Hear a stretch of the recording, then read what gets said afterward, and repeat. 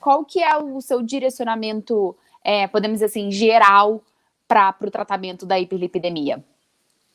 A primeira coisa, Bran, a gente tem que pensar assim, qual que é a gravidade da hiperlipidemia? Então, assim, se a gente vai, de repente, associar só um tratamento dietético, né, ou se a gente vai associar a um tratamento medicamentoso, né? Então, como você falou, é importantíssimo a gente buscar o diagnóstico da doença de base, tá?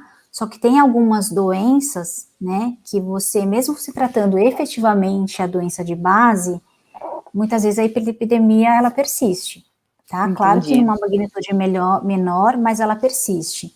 Então, assim, quando a gente pensar em tratar, primeira coisa, a gente tem que pensar qual é a gravidade da hiperlipidemia, né?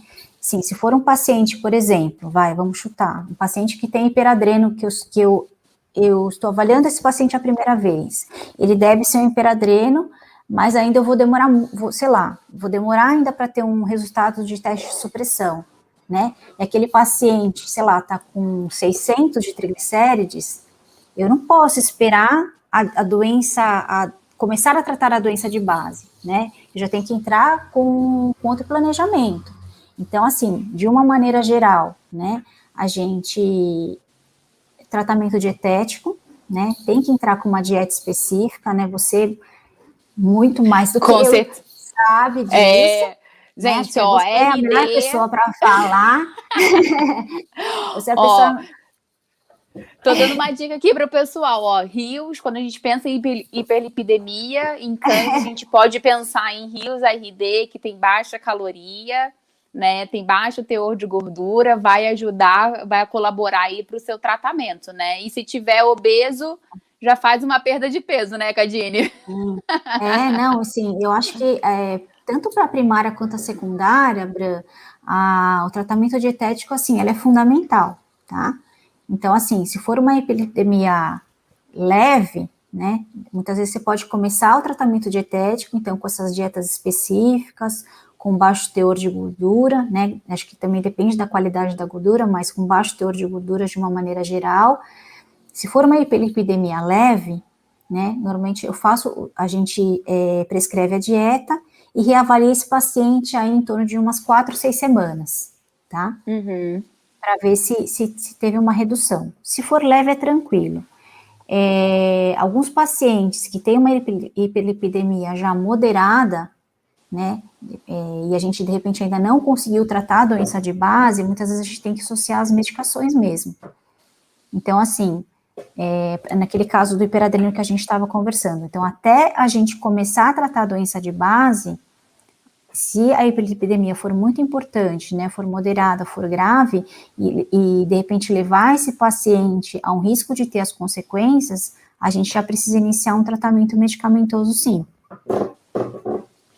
E você usa, o que você acha, na verdade, da prescrição de fitoterápicos no tratamento da hiperlipidemia, como a alcachofra e a berinjela manipulada? Você tem, assim, qual que é a sua opinião sobre isso e se você tem alguma experiência na prescrição desses fitoterápicos?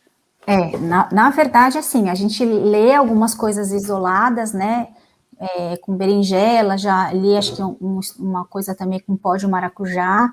Assim, eu não tenho experiência com fitoterápico, honestamente, para te falar, né, mas eu já li algumas coisas, assim, com relação, acho que berinjela, com pó de maracujá, mas eu particularmente não tenho experiência para falar. E pode falar, desculpa. Não, assim, de terapia, de alternativas, né, de terapias medicamentosas, né, claro, a gente tem que tratar a doença de base com certeza, tá? Por exemplo, nas endocrinopatias, né, então na obesidade, você diminui o peso do paciente, então a hiperlipidemia tende a sumir. Paciente que tem hipotiroidismo, sim, mesmo que ele tenha níveis altíssimos de colesterol, você entra com o tratamento para doença de base, né, você faz a reposição hormonal, parece que assim, você tira com a mão. Agora sim. Milagre. Milagre. E, uma coisa também que a gente sempre tem que lembrar, o mais importante, assim, não é necessariamente o número, né, do triglicérides, do colesterol.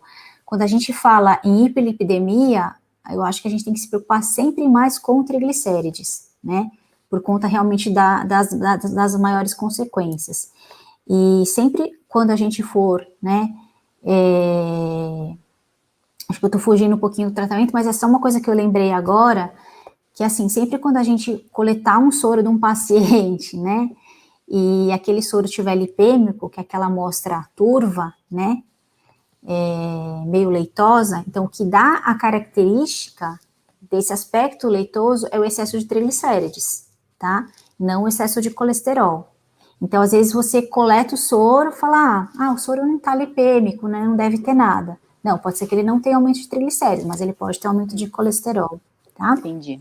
Então, voltando para o tratamento, o que a gente observa é que, assim, às vezes, mesmo você tratando a doença de base, assim, tudo bonitinho, o diabético bem controlado, o manejo tudo certinho, né, as glicemias ok, ainda persiste hiperlipidemia. Então, isso às vezes acontece. Então, às vezes, você associa a dieta com a insulinoterapia, mais algum tratamento medicamentoso específico para a hiperlipidemia. Isso ocorre também, Bran, no hiperadreno, né, mesmo paciente controlado clinicamente, um teste ali de estimulação ok, muitas vezes essa hiperlipidemia persiste.